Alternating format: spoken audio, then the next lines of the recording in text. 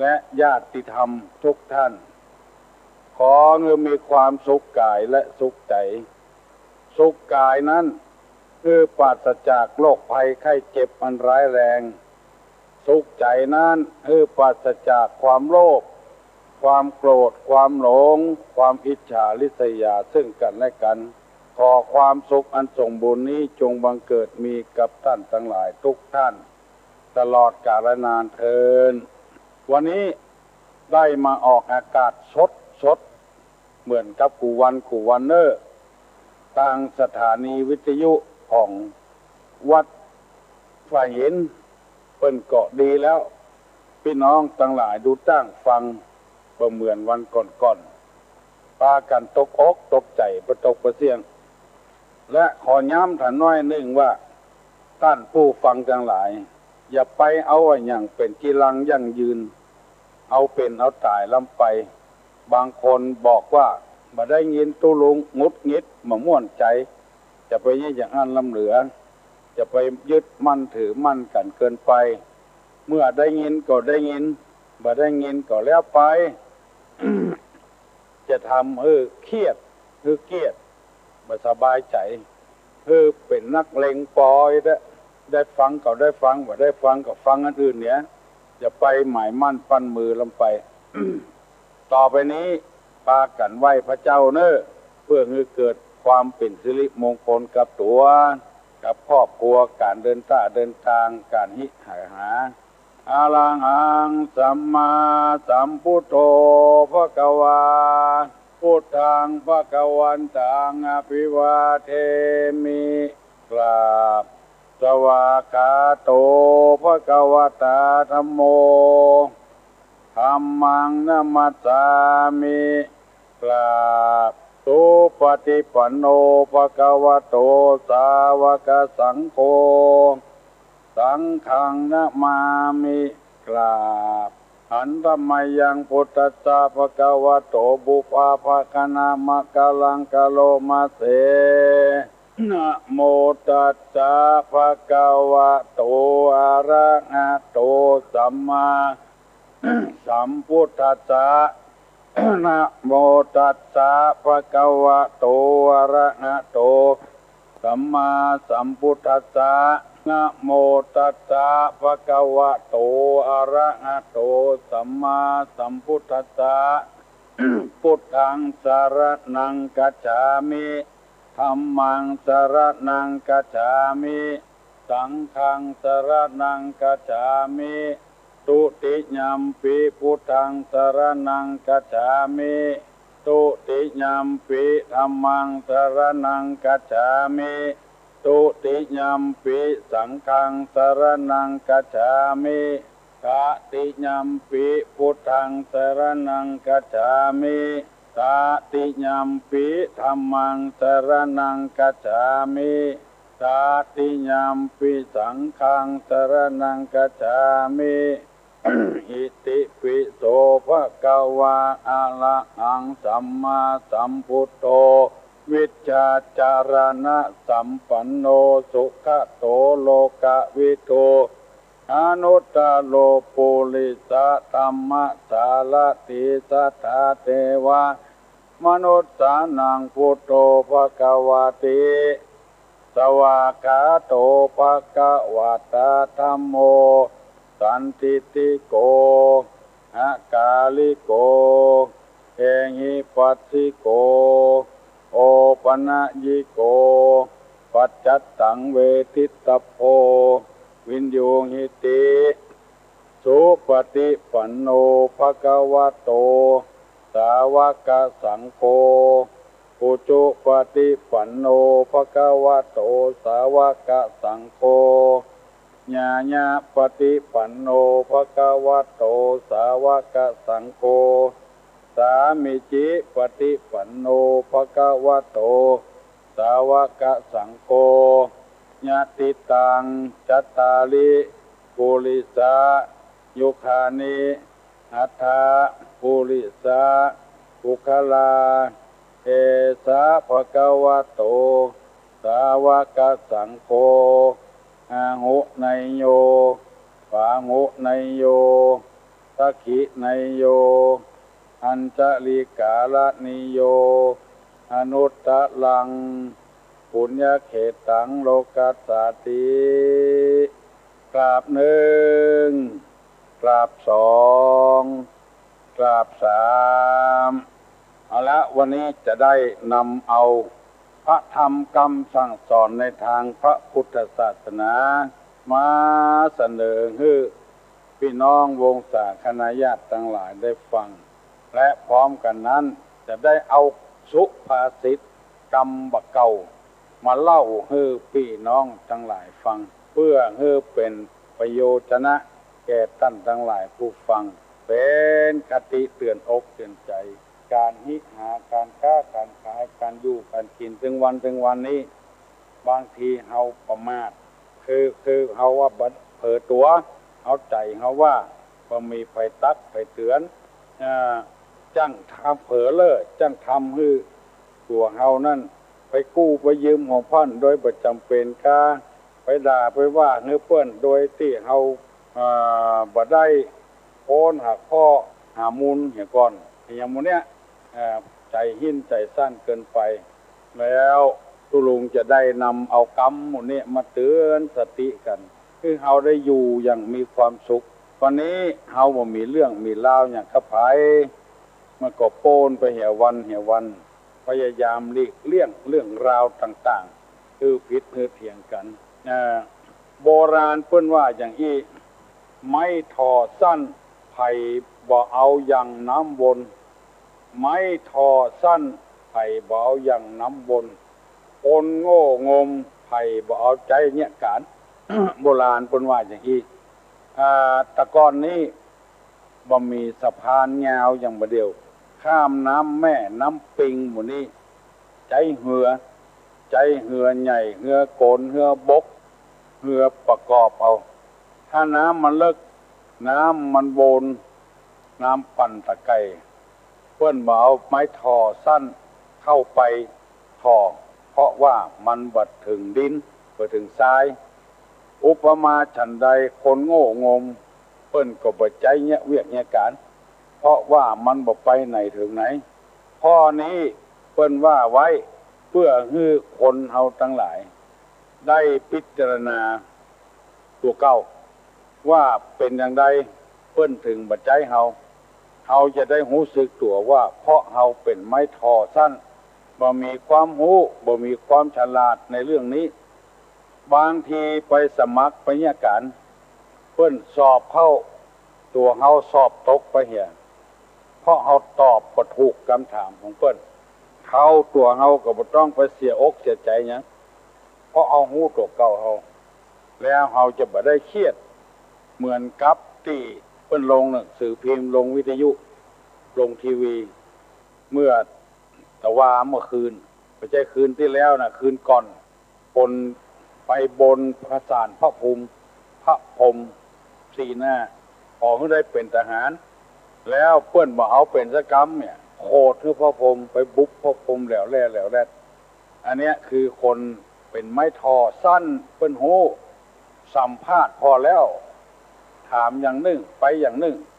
กินข้าวกับหยังเนี่ยหน้าที่อย่าบอกเปิ้นกี่ข้าวกับไข่คั่วกับพอละโอ้ยพ่อก็ไปซื้อไก่มา2 ตัวผู้ถ่วงแม่ถ่วงซื้อมาน้อยๆโอ้ใหญ่มามันผสมพันธุ์กันก็เลยไข่แม่ก็หั่นไข่มันหลายแกนเอาไข่ไปคั่วแล้วมากินกับข้าวเนี่ยคือมันเมินลงไปกินข้าวไข่คั่วอย่างก็แล้วไปละล่ำลาตั้งแต่เก้ามามันบ่ถูกปลอกของเพิ่นจำไว้ที่เปิ้นบ่ใจเฮาก็เพราะว่าเฮานั้นยังบ่พร้อมเด้อเพราะว่าการงานที่เปิ้นทำนะมันเรื่องใหญ่เรื่องโตไม่ทอสั้นเปิ้นบ่เอาทอเหือที่น้ำบนเอาทอเหือตื้นๆนั่นน่ะน้ำตื้นๆน่ะอันนี้ก็คงจะเข้าใจเนาะเพราะว่าเวลามันล่วงเลยมาแล้ววันนี้จะนำเอาธรรม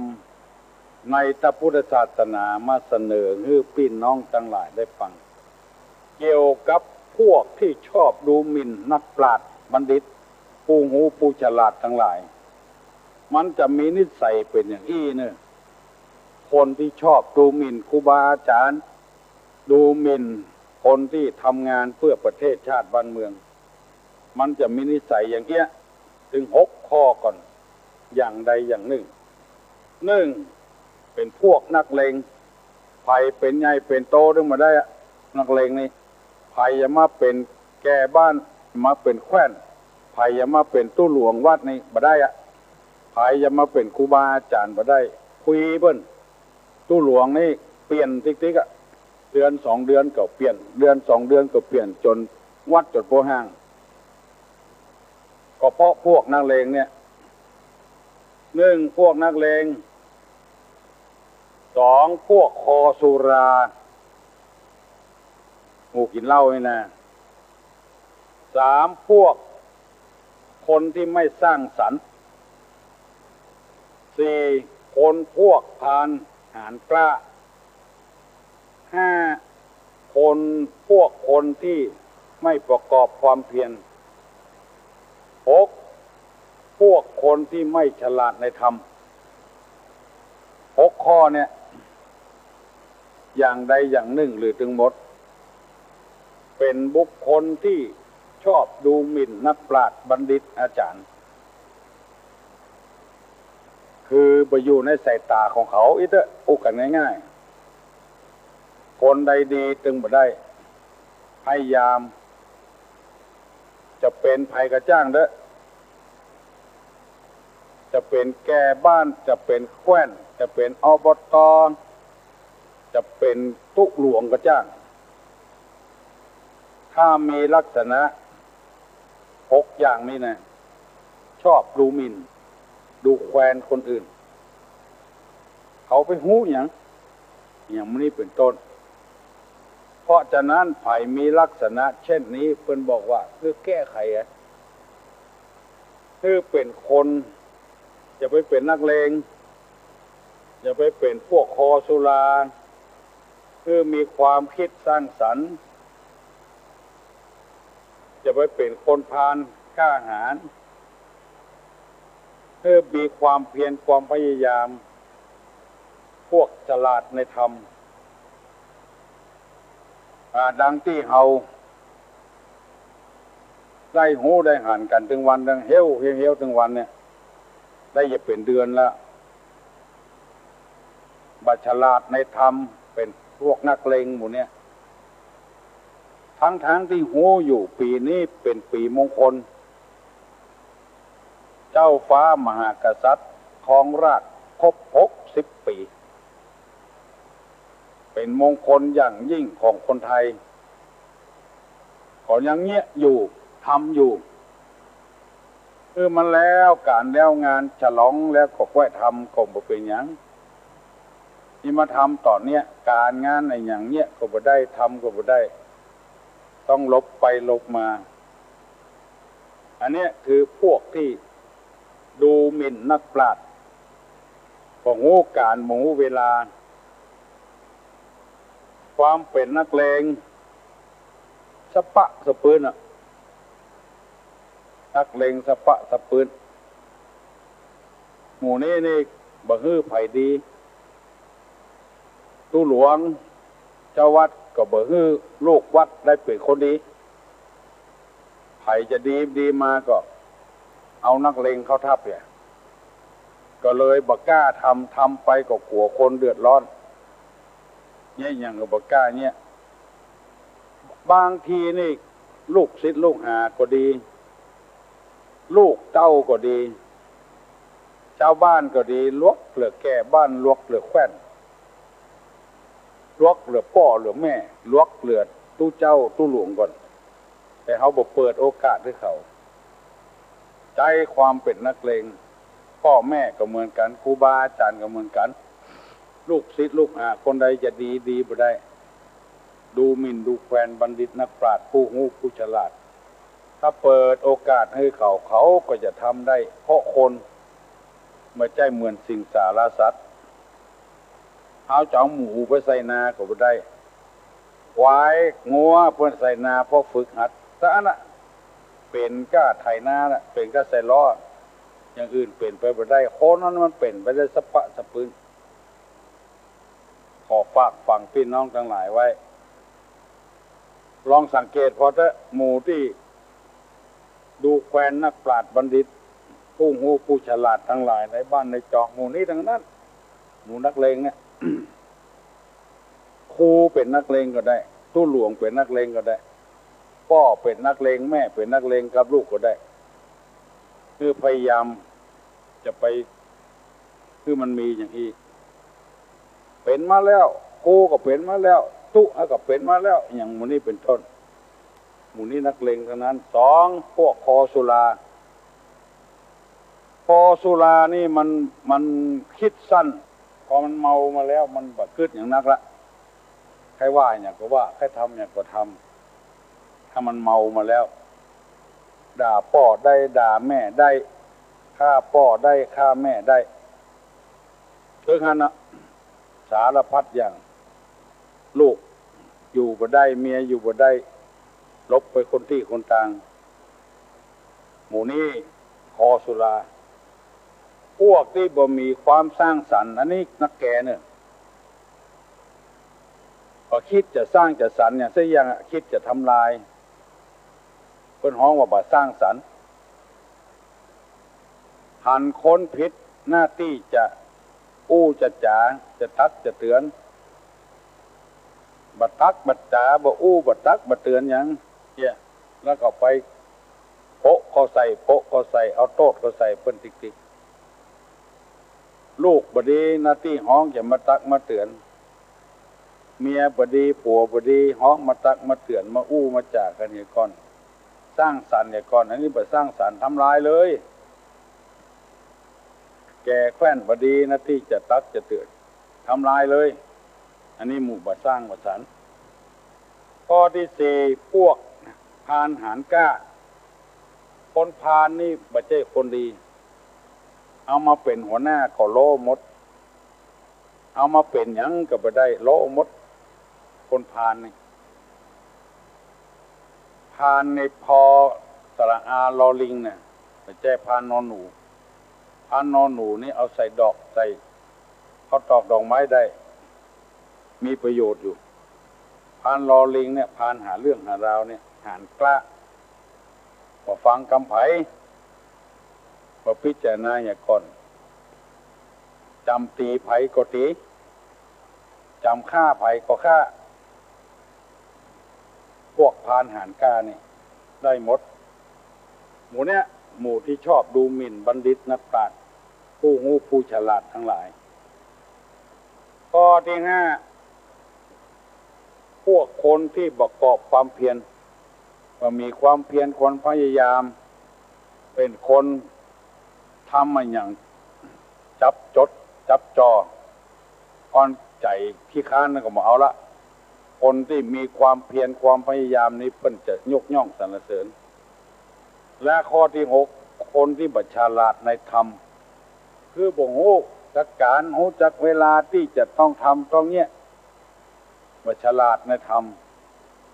เวลาใดต้องทำเวลาใดบ่ต้องทำหมู่นี้หมู่ที่คนทำลายบัณฑิตนักปราชญ์ชาวบ้านชาวเมืองเพื่อไล่ไม่ยิงหนีเมื่อคืนเนี่ยไล่เมียหนีเมื่อคืนเนี่ยบัญชาลาดในธรรมเพิ่นจะไปอยู่ที่ไหนเพิ่นจะไปกินที่ไหนไม่ย่าไม่ยิงซ้ำๆใครว่าก็ว่าใครเนี้ยก็เนี้ยบ่กึดลูกเต้าก็เหมือนกันเอาทำมันขึ้นมาไล่ออกบ้านออกจองไปอยู่กับไผขนาดพ่อกับแม่แต่อยู่ยังบ่ได้แล้วไปอยู่กับไผได้หมู่นี้เป็นต้นที่นำมาเสนอนี้เพื่อให้พี่น้องทั้งหลายพิจารณาใจใส่ตัวเก้าพ่องใจใส่ลูกเต้าลันเลนพ่องจะไปเนี้ยไปทำถ้ามันเป็นอย่างนั้นเพราะฉะนั้นทางแก้ไขมันก็จะไปเป็นนักเลงลงไปประเดี๋ยวสมัยคนมันคิดสั้นอย่างบอกว่าซื้อรถใหญ่ซื้อรถอันที่มันตายง่ายๆนะมาใจแล้วขี่ไปใจขี่จ้าขี่ไว้พ่ม อันนี้เนี่ยถึงนักเลงเต็มตัว100%ไผ่หันละไผ่ก็ถึงคันแก่นตาคันปากพวกคอสุรานี่เหมือนกันมาสร้างสรรค์นี่ก็เหมือนกันพยายามอยู่ที่ไหนคือสร้างสรรค์พ่องอยู่กับวัดก็สร้างสรรค์ในวัดไปวัดไปวาก็คิดสร้างสรรค์พ่องจะไปบัดใดอันใดมันบ่มีซื้อมาถวายอันใดมันบ่ดีก็ปรับปรุงแก้ไขอันนี้คนสร้างสรรค์ในบ้านในจองก็เหมือนกันอันยังก็ไปยืมหมู่เปิ้นบ่ตกบ่เสี่ยงพริกมีเงินเหลือเกือมีเงินใต้ผักแคบมีคอกหัวบ่ซื้อบ่หามาไว้สักเตื้อก็ไปขอของเปิ้นกะปิก็ไปขอของเปิ้นน้ำปลาก็ไปขอของเปิ้นในบ้านในจองบ่มีสักอย่างมาสร้างสรรค์นี่เลยพยายามสร้างสรรค์ไว้มีดกามุยกาเวลาเอาใจมันง่ายบ่ต้องไปกู้ไปยืมเอาไว้ หมู่นี้หมู่ประมาทตัวเก่ามันย่ามตัวแล้วก็ข้อที่สี่จะไปเป็นคนกล้าหาญชาญชัยเกินไป มันตายโดยบ่รู้สึกตัวลาข้อที่ห้าว่าต้องมีความเพียรความพยายามเปิ้นอย่างเงี้ยได้ทำได้เฮาก็ต้องทำได้เฮาเป็นไผเฮาก็เป็นคนเปิ้นก็เป็นคนมีติ่นมีมือมีหูมีตาเหมือนกัน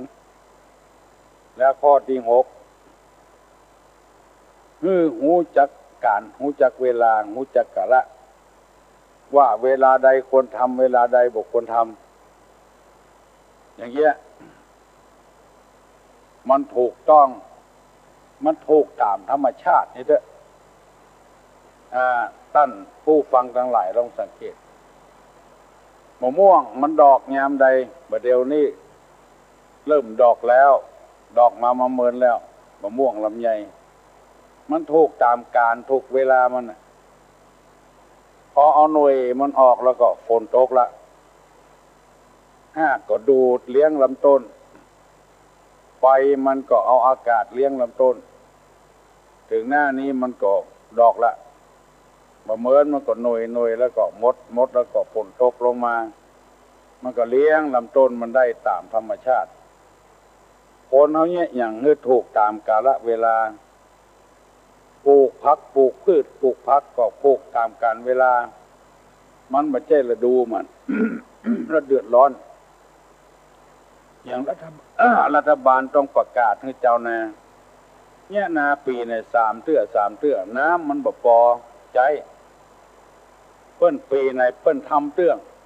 ทำฤดูฝนนั่นนะน้ำมันนักฤดูแล้งมาก็เนี่ยให้ใส่สวนเนี่ยถ้าน้ำมันดีถ้าน้ำมันบ่ดีก็ละไว้หั่นคือต่อเฟืองมันเน่าเป็นปุ๋ยต่อไปแถมมาเดียวนี่มันบอกหูจักการหูจักเวลา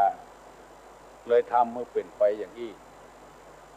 ได้น้ำมาเสนอให้พี่น้องทั้งหลายกูเจ้าดีใจที่ท่านทั้งหลายผู้หูเรื่องแล้วก็ฟังกรรมกันตัวเองว่าในระยะที่ตุลุงนำเอาธรรมะมาเสนอนี่ไอ้บ่ต้องโทรมาเตื้อก็บ่มีใครโทรมาสักคนดีละฝากฝังไว้เนอะ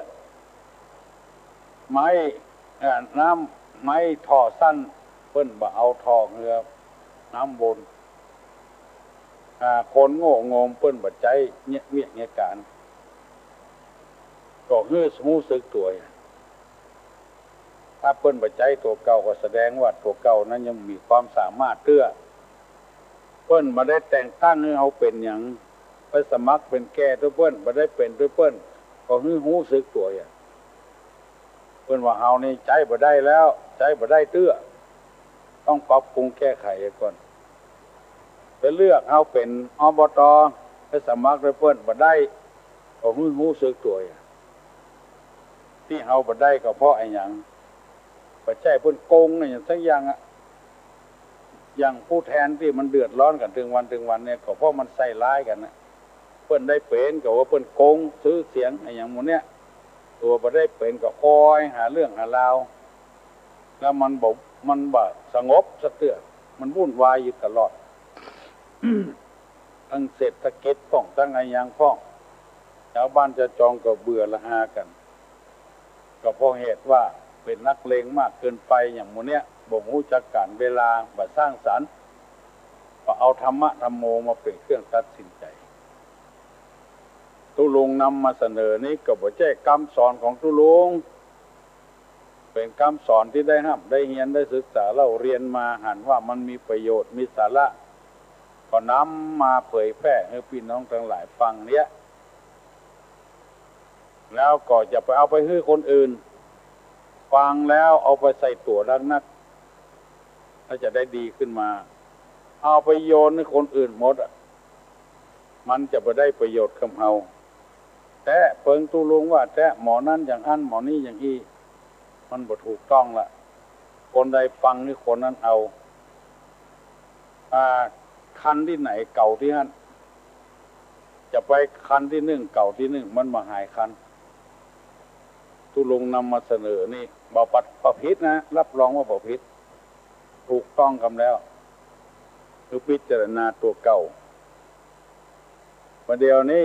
โอ้ว่าไปว่ามาเนี่ย6 โมงเกิงแล้วเนอะ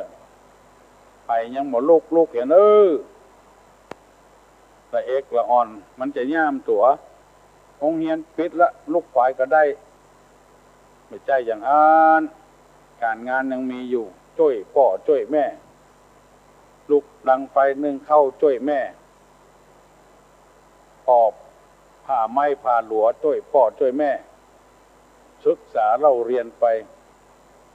ละอ่อนประเดี๋ยวเนี่ยกินบะจ้างพ่อแม่บะจวนละอ่อนตะกอนในเพิ่นทำอาหารการกินจ้างหมดใส่พริกกี่แกนใส่เกลือกี่เท่าใดใส่หอมเตรียมหอมบัวเท่าใดเพิ่นเป็นเพิ่นเอาลูกเอาเต้าเพิ่นมาฝึกสอนถวยฟักเข้าใส่ไหกาตะน้ำเข้ามากาหมู่นี้เป็นต้นตุลุงจะได้นำมาเสนอถึงวันฟังไปเรื่อยๆแต่เนอะประเดี๋ยวนี้จะถามเนอะจะถามคำว่าคนที่ดูแควนนักปราชญ์นั่นคือคนจะใด6 ข้อที่ว่ามาเนี่ยไปจำพ้องไปได้ดังตอบมารอ053121058คนที่ดูแควนบัณฑิตนักปราชญ์นั่นคือคนจะใดเอาไปตอบได้ตอบมาเนอะ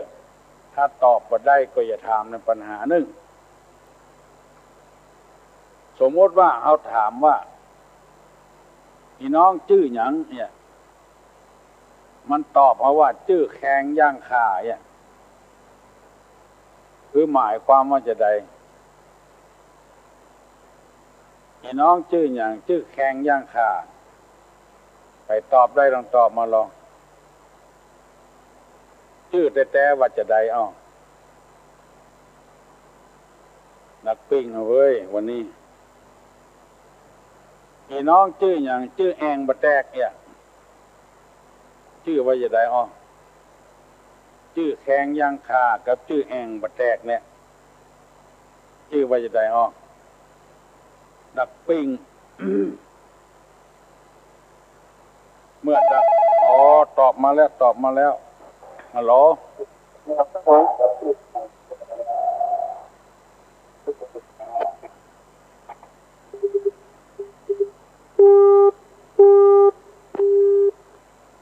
พี่น้องชื่อหยังชื่อแขงย่างข่าพี่น้องชื่อหยังชื่อแองบะแตกใครได้ลองตอบมาลองดักปิ้งวันนี้แก่นะเว้ยคนถ้าหยิบบนลูกกันโรงเรียนปิด ฮัลโหลเจ้านมัสการเจ้าวันเย็นตอบมาแล้วเจ้าหนึ่งเป็นนักเลงอะเจ้าสองเป็นคอสุราสามเป็นนั้นคนบ่สร้างสรรค์ถูกต้องแล้วสี่เป็นคนทานแล้วก็กล้าหาญโดยทานผ่านกล้าหาญเจ้า ข้อห้านี่อันแบบประกอบความเพียรนะเจ้าข้อหกนี่บัตรฉลาดในการทำคุณธรรมเจ้าบัตรฉลาดในคุณธรรมเจ้าถูกต้องแล้วเนี่ยรสชาติมันเป็นอย่างว่าโอ้เจ้าตัวอุ้ยแต่ขี้กดกันหลายเตื้อก็มาติดเนี่ยอันกะเจ้าเดี๋ยวติดแล้วเนาะเจ้าติดละยินดีเนอะเจ้านมัสการเจ้าตัวอุ้ยน้ำอ้อยหวานหวานกับเจ้าเจ้าเจริญพรเจ้านมัสการเจ้าคุณนักษาถูกต้องแล้วเนอะฮัลโหลนมัสการนมัสการครับคุณลุงครับอย่างไม่มาตังไม่เจ็บนะครับผมตังไม่เจ็บนะครับจากที่ไหนครับไม่เจ็บครับผมไม่เจ็บครับอันเก่านั่นเนาะอันเก่านะครับอันเก่านั่นเนาะครับได้ชัดกว่าหัวนี่ชัดครับผมชัดเพราะว่าตังไม่เจ็บนี้ไม่มีแม่ข่ายหรอครับไม่มีการมีเครือข่ายตัวครับครับดีแต่เนาะตอกอย่างดีตอกแข่งแยกแค่เนี่ยบอกตอกแข่งแยกแค่เนี่ยบอกว่าอย่างก็หามตะกี้แข่งย่างคาแข่งย่างแค่นะครับแปลว่าอย่างแข่งดำแข่งดำอันนี้ชื่อว่าอย่างชื่อว่าคำแดงเนี่ยพอดีเจ้าพอดีเพราะว่าอันเทพคนนี้ตู้ลุงได้เราในเทพตัว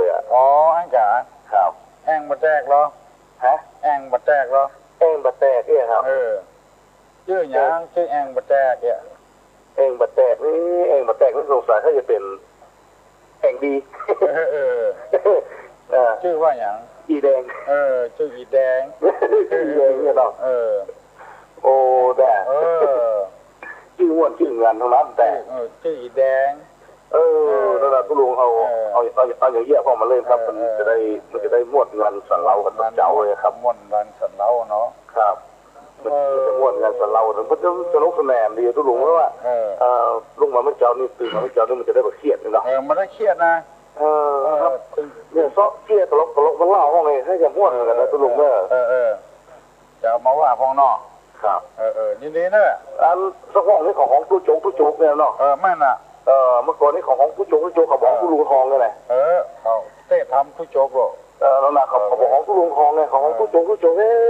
ตู้นี้ไปโจ๊กอย่างไผ่นะไปโจ๊กอย่างไผ่นะครับครับนมัสการนะครับผมบุญอาจารย์เนอะครับสวัสดีครับไม่แจมบุญเนาะครับยินดีเนอะไม่แจมบุญครับเอาตอบมาแล้วแข่งย่างขานี่แข่งดำชื่อคำแดงชื่อแองบัดแตกหรือชื่อแองบัดแตกนี่มันแองดีชื่ออีแดงกินข้าวครับเนี่ยฮัลโหลฮัลโหลจะถามน้องบิวเจ้าจะถามน้องบิวเจ้าลูกมึงเกิดมาพิมจะถามน้องบิวเจ้าน้องพิมมึงเกิดจะถามน้องบิวเจ้าถามว่าจะได้จะถามว่าหมออย่างกินได้เจ้าหมอเจ้าหมออย่างกินได้เจ้าน้องบิวก็ได้น้องอามก็ได้เนาะเจ้าแล้วก็น้องป๊อบเจ้าน้องก๊อบก็น้องป๊อบก็ได้เนาะยินดีเนอะ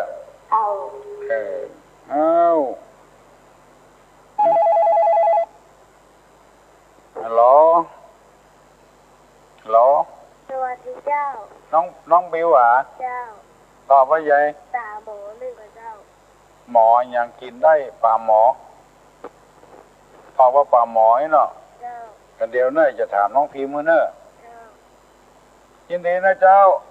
ครับสวัสดีเจ้า น้องพิมพ์ว่าใหญ่ถูกปอกปลาหมอวะฮัลโหลสวัสดีเจ้าหมอแม่นเจ้าหมอแม่นเนาะให้คนอื่นตอบเนาะเจ้าไปตอบได้ตอบมาไปตอบได้ตอบมาไม่ใช่ปลาหมออย่างกินได้สมอก็ได้ มานะเนี่ยไปตอบได้ตอบมาเนอะหมออย่างกินได้ไปจะอู้กับตุลุงอู้แถมเนอะไปตอบได้พ่องหมออย่างกินได้พอวันนี้ดักเลยตั้งสันทรายดอยสะเก็ดสันกำแพงพระเจ้านั่งโขนแม่สาหลวงซบสาหนองปานดอนแก้วบ้านสาราของหวกบ้านปากแงะโอ้ดักปิ้งกันหมดนะเว้ยฮัลโหลฮัลโหลไม่ใช่เขาบอกเขาตอบว่าปลาหมอมันไม่ใช่หมออะไรกินได้ไปตอบได้ตามมาเนอะดอยประคงหรอขอนมัสการเจ้าน้องป๊อบตอบไปใหญ่หมอยูหมูยอจ้าโอ้น่ากะหมอยูเก่งแต่น้องป๊อบนี่เก่งถึงวันลูกเจ้าแล้วกะแค่ลูกแต่เจ้าได้ไหวพระสักครั้งเจ้ายินดีเนอะหมอยูหมูยอตุอุ้ยว่าตุอุ้ยหมอยาว่ะหมายอคือหมูยอหรอฮัลโหลสวัสดีเจ้าแม่ละเจ้าหมอยูเนาะถูกต้องแล้วน้องป๊อบถูกต้องแล้วเนอะเก่งใครจะถามยังถามมาเนอะถามมาเนอะไก่ก็ได้ไก่ก็ได้ฮัลโหลครับขอถามน้องป๊อบขอถามน้องป๊อบอ่ะครับผมถามว่าใหญ่ถามว่าอย่างว่าเมื่อคืนมาเมื่อวันเกิดน้องป๊อบตอบได้แน่นอนนะไอ้อย่างเมื่อคืนมาเมื่อวันเกิดเนาะครับฮะร้องพอครับน้องป๊อบตอบได้แน่นอนนะน้องป๊อบตอบมาเนอะเมื่อคืนมาเมื่อวันเกิดไอ้อย่างน้องป๊อบตอบไปได้คนอื่นตอบไปได้เมื่อคืนมันมาเมื่อวันมันเกิดไอ้ตอบก็ได้น้องอามน้องบิวน้องพิมพ์น้องป๊อบเล่าน้องอย่างก็ได้เนอะน้องอย่างก็ได้ตอบเลยฮัลโหลสวัสดีเจ้าน้องพิมพ์น้องบิวเจ้าน้องบิวทบษาเจ้าไอ้อย่างสุดนั่นก็เจ้าสุดเมื่อคืนคนอยู่ไหนเนาะเจ้าแล้วเมื่อเจ้ามาคนออกสุดเนาะเจ้าไอ้บอกเนี่ยไม่อุ้ยนี่ไม่ใช่เจ้าแม่อุ้ยแน่นอนตัวอุ้ยหูยินดีเนอะเจ้าถูกต้องแล้วครับเจ้าเมื่อคืนมาเมื่อวันเกิดสุดชาพักกังถูกต้องแล้วครับเนอะถูกต้องแล้วครับถูกต้องแล้วครับขอถามหนึ่งเนาะเพราะว่าอย่างซีหูปันตาซีขาสองป้องซีหูปันตาซีขาสองป้องซีขาสองป้องนี่นักใหญ่เนอะเนาะใครจะต้องก็ได้เนาะเนาะไผ่ก็ได้เนาะครับซีหูปันตาซีขาสองป้องซีหูปันตาซีขาสองป้องไผ่ตอบได้กันตอบมาลองซีหูปันตาซีขาสองป้องไผ่ตอบได้ตอบมาเนอะซีหูปันตาซีขาสองป้องฮัลโหลเจ้าซีหูปันตากะจำนั่นก็เจ้าจำเนาะซีขาจำนะซีขาสองป้องเจ้าแล้วจะจับขอถามหน่อยเนอะยืนน้อยเสื้อแขนยาวตอนเป็นสาวเสื้อสั้นถามไผถามที่คนเนี่ยกะถามที่คนถามเนี่ยเจ้าซีหูปันตาเนี่ยเจ้า ที่ขาสองป้องเนี่ยไผ่ตอบก็ได้เจ้าไผ่ตอบก็ได้เจ้าแล้วมีแหมพ่อนี่ทำเรื่องมันก็ตอบเอาว่ามาเมื่อมาเมื่อกี้นะจังว่าโอ้เสื้อยาวเป็นสาวเสื้อสั้นโอ้ตอบเลยเนาะมันแล้วไงเนาะกา3 ตัวขึ้นร้อย3 ม่อนตัวขึ้นก่อนลงโลนแล้วได้แล้วก็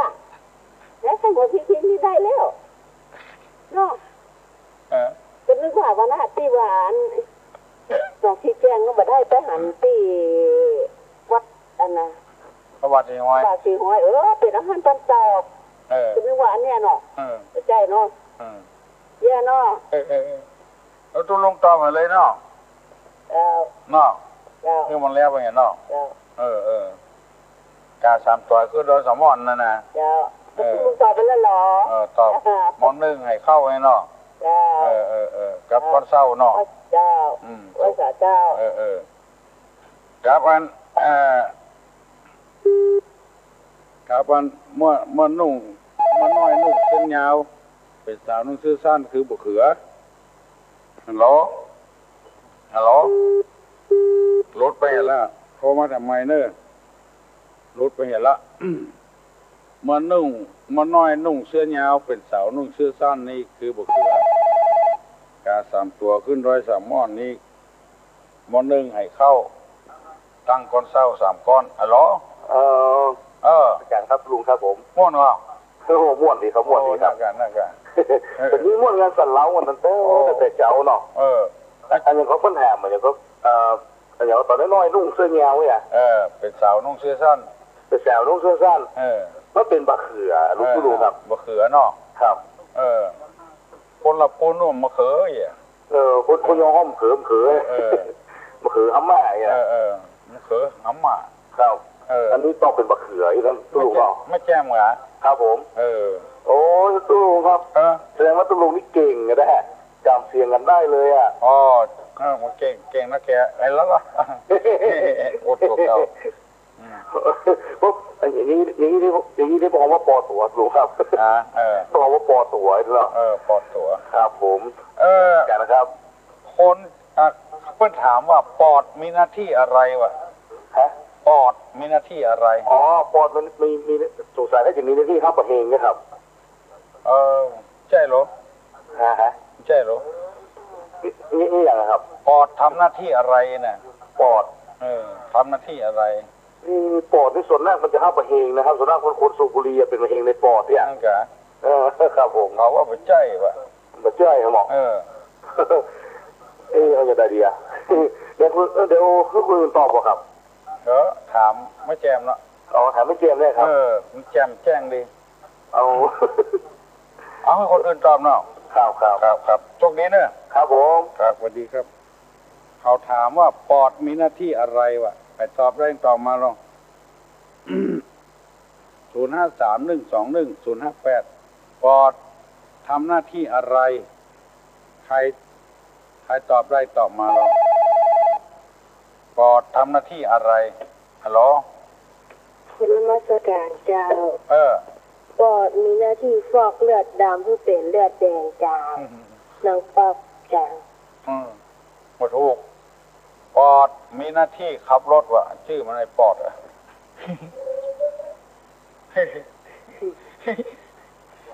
ชื่อมันไอ้ปอดมีหน้าที่ขับรถวะอันเนี้ยน้องป๊อบเจ้ามีคนหนึ่งมันถูกบัดนี้ได้อุดมมงคลเลิกแล้วขอเชิญท่านประธานสู่ยอดเสาขอเชิญท่านประธานขึ้นสู่ยอดเสาถูกกว่ามันถูกกว่านะมูเจ้ามันถูกอ่ะถูกบัดพี่เจ้าความจริงเป็นอย่างขอเชิญท่านประธานขึ้นสู่ยอดเขาความถูกมันอย่างถ้ามันถูกอย่างธงขอเชิญท่านประธานชักธงขึ้นสู่ยอดเขาเสาเนาะมาว่าวันนี้ได้อุดมมงคลเลิกแล้วขอเชิญท่านประธานขึ้นสู่ยอดเสาถูกเนาะยินดีเนี่ยน้องป้อมเนี่ย ปอดมีหน้าที่ขับรถยนต์วะมันชื่อมันปอดมันเป็นปริศนาโลกกรรมเนี้ยฟังแล้วมันม่วนพูดกันเล่นๆไปได้วันนี้ใครหัวกันพ่องกันวันนี้ไอ้มีอย่างแถมจะถามตู้ลงถามมาเนอโอ้ตั้งสนามบินกับดักปิ้งเนอทั้งหนองหอยทั้งหนองหอยก็ดักปิ้งเนอไปเดียวนะไอ้มีอย่างแถมจะถามตู้ลงถามมาเนอตั้งสนามบินกับดักปิ้งเนอหนองหอยกับดักปิ้งฮัลโหลเสียงแบบโหโอ้ได้ยินแล้วเว้ยเจ้าก่อนหน้าหลังนี่เนาะคุณลุงก่อนหน้าหลังนี่ปีใหม่ของร้านนี่เราตั้งใจกับปีละก็ใจกับปีแล้วเดียวนี่นะอาจารย์ก็ไปบวชนี่แล้วอาจารย์ที่ไหนมาทำพิธีใจกับปีต้องเอาแบบญาติได้ก่อนโอ้คนเลิกยันนานคนเลิกไม่เป็นจะแม่ละมากะจะขอเพื่อนจะเพื่อนมาเขาเรียกปีแล้วกับปีนี้เราได้เนาะมันได้มันขาดแล้วลูกแล้วเขาก็เรียกคนเดียวไปพอไปได้ยังเอาขนาดนะเอาขนาดได้ป่ะมันเหนือมันใต้ก็ได้ลูกทำดีไม่ชดมาเวกะไม่รีบไม่ละจะมาบอกว่าประเดี๋ยวนี้ชาวบ้านมาเดือดร้อนแบบนี้แหละใช่ก็บ้านบ้านเนี่ยบ้านบ้านบ้านอย่างวะบ้านบ้านปูนบ้านนี่หลังเดินหลังก่อนแล้วบ้านเนี่ยวิเวก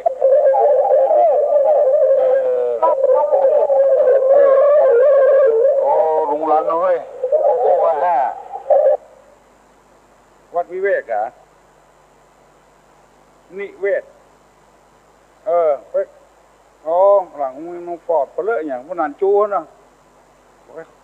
โอ้อยู่ยังยืนนั่นไปถามด้วยโอ้ประมาณกันเพิ่นออกอากาศวันพัดกรรมการนะเจ้าม่วนไปขอพนันจูด้วยไปเป็นอย่างไปแบ่งเวลามือเขาก็ได้กะนี่หั่นมาได้ลูกจึงยืนเนี่ยเอารถเครื่องไปกำเดียวกันไปหาพนันจูก็ได้ไปบวชเป็นไงล่ะเริ่มมีนานสักคน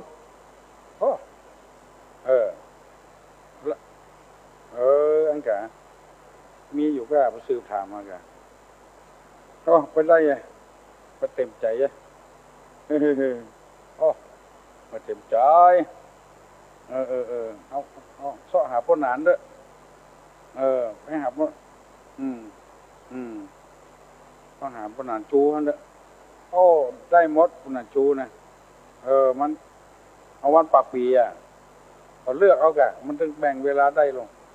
ถึงได้กะปากปีปากเดือนได้หมดเดือนแล้วบ่จำเป็นถ้ามันค่อยดีได้กับปากปีนะถ้ามันเบาว่างก็เอาปากเดือนมันไปกู้มาทำให้สบายใจไปได้มันจะมีอย่างทำให้มันสบายใจตุลงเนาะยินดีเนอะบุญรักษามีไฟแถมเหลือเวลาน้อยเดียวเนอะเหลือเวลาน้อยเดียวฮัลโหลจากนมัสการเจ้าจากอบต.ดอนแก้วอบต.ดอนแก้วเจ้าค่ะวันประชาสัมพันธ์น้องนักเรียนนักศึกษาช่วงปีเทอมเจ้าอบต.ดอนแก้วครับสมาละออนมาทำงานช่วงปีเทอมเจ้าคืนนี้ก็ได้ยินทำพรเจ้าเริ่มพัฒนาวันนี้จนถึงวันอังคารหน้าเจ้าวันพุธถึงวันอังคารหน้าเนาะถึงวันอังคารหน้าวิ้นวันเสาร์ที่ไหนจ้ะท่านนักเรียนใหญ่ก็อายุ15ขึ้นไปเจ้า15ขึ้นไปเนาะเจ้าเป็นมาที่อบต.อบต.ดอนแก้วกี่ตำแหน่งเซาเอตำแหน่งเซาเอกันจ้ะเซาเอ ก็ลองให้น้องขึ้นมาอ่านประกาศก็เอาวันตัดนักเรียนนักศึกษามาโดยกับทะเบียนด้านสองนะรบกวนใส่ใบสายได้กันเรื่องเล็กราชการเจ้าเจริญพรเนอร์เรื่องน้อยไปใครทำงานก็อ่อนนักเรียนเนอะที่ยันเปิ้นปิดโรงเรียนแล้วอายุ15 ปีขึ้นไปเปิ้นรับทำงานที่อบต.ดอนแก้วโดยเฉพาะอย่างยิ่งก็คือคนในตำบลดอนแก้วเนี้ยละอ่อนชั้นประถมก็ได้ชั้นม.ก็ได้เปิ้นรับทำงานคือไปอ่านพอเนอร์ไปใครทำงานก็ไปทำงานตัวเปิ้นฮัลโหลครับผมเปิ้นอ่านล่ะน่ากะถ้าเปิ้นมาขอไปเปิ้นกำเนิดก็อ่านเอาเปิ้นมาเปิ่งบุญท่านตุลุงเนาะก็ว่าเป็นหยังถ้าเปิ้นมาก็บอกมาเถอะแต่มันเฮาถึงมือแบ่งเวลาได้หรอนั่นแหละแบ่งเวลาได้กะแต่ว่าถ้าขอจากตุลุงมาก็ขอเฮาบอกมาเถอะช่วยตุลุงขึ้นเท้าลงสี่เนาะเนี่ยเพิ่นเนี่ยเพิ่นสบายใจเนาะวันนั้นเขาถึงเนี่ยวันค่ำหรอกวันค่ำกะเมื่อเจ้าก็ได้เมื่อค่ำก็ได้เมื่อเจ้าสารสะวิรูปะคะเนาะบอกคนนั้นขอไว้สายินดีเนอะครับผมครับสวัสดีครับเพิ่นอ่านเพิ่นบอกว่านึกไปหาเถอะไปที่วัดเชียงยืนนั่นขึ้นเท้ารังสีนะฮัลโหลครับจะทราบถามปัญหาสักหน่อยครับภาคเหนือของเฮานี่พระธาตุอย่างที่อยู่ดอยกูมองไปตอบก็ได้นะครับให้ตอบภาคเหนือของประเทศไทยดอยอย่างพระธาตุอย่างชื่อว่ากูมองเนี่ยกูมองพระธาตุเนี่ยให้ตอบได้ไปตอบได้ตอบมาโลฮัลโหลอบต.ดอนแก้วพระธาตุกองมูแม่ฮ่องสอนเนาะเจริญพร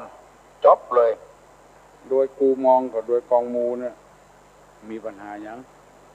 เอาละเนาะพี่น้องทั้งหลายมัน7 โมงแล้วพอเดี๋ยวนี้ตุลุงยังปิกไปโรงพยาบาลอยู่ขอคือมีความสุขความเจริญเหมือนกันทุกคนสปีติโยวัจจันตุสัพพะโลโกวินัสสตุมาเตภวะตุนตรายโยสุขีติคาโยโกภวะอภิวาทนาสิริสนิจังพุทธาปจายิโนจตโลธัมมาวัฏันติอายุวันโนสุขังปลัง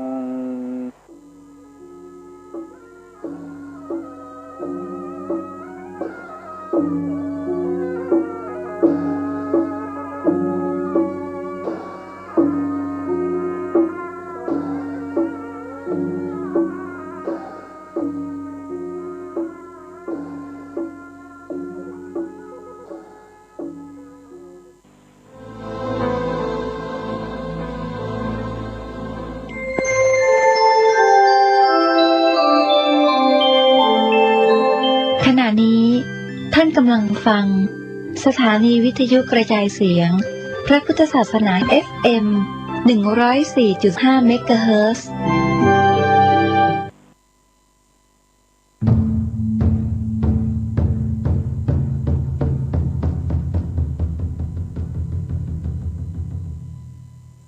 วัดเจ็ดยอดพระอารามหลวง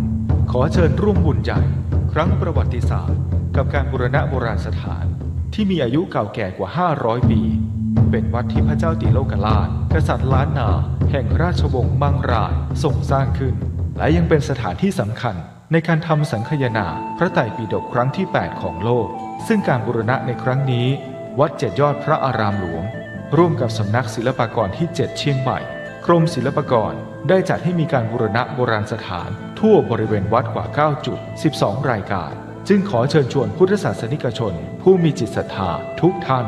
มาร่วมบุญใหญ่ครั้งประวัติศาสตร์ซึ่งโอกาสบุญในครั้งนี้500 ปีจะมีเพียงครั้งเดียวโดยสามารถร่วมบุญได้ที่ บัญชีวัดเจ็ดยอดพระอารามหลวงเพื่อการบูรณะโบราณสถานเลขที่บัญชี839-222-7594 ธนาคารไทยพาณิชย์สาขานิมมานเหมินหรือติดต่อสอบถามเพิ่มเติมได้ที่ Facebook วัดเจ็ดยอดพระอารามหลวงโทร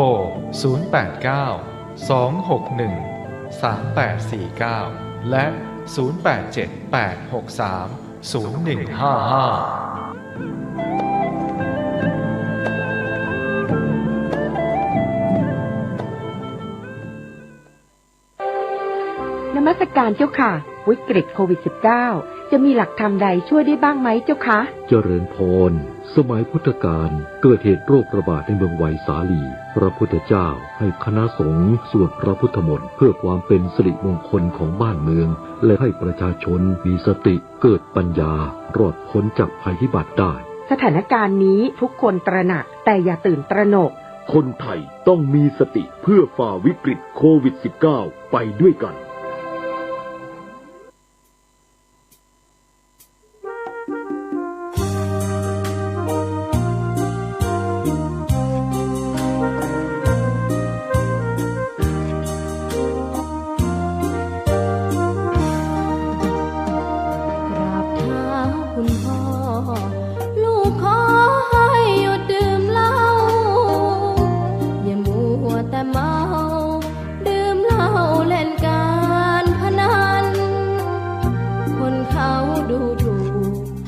ว่าพ่อ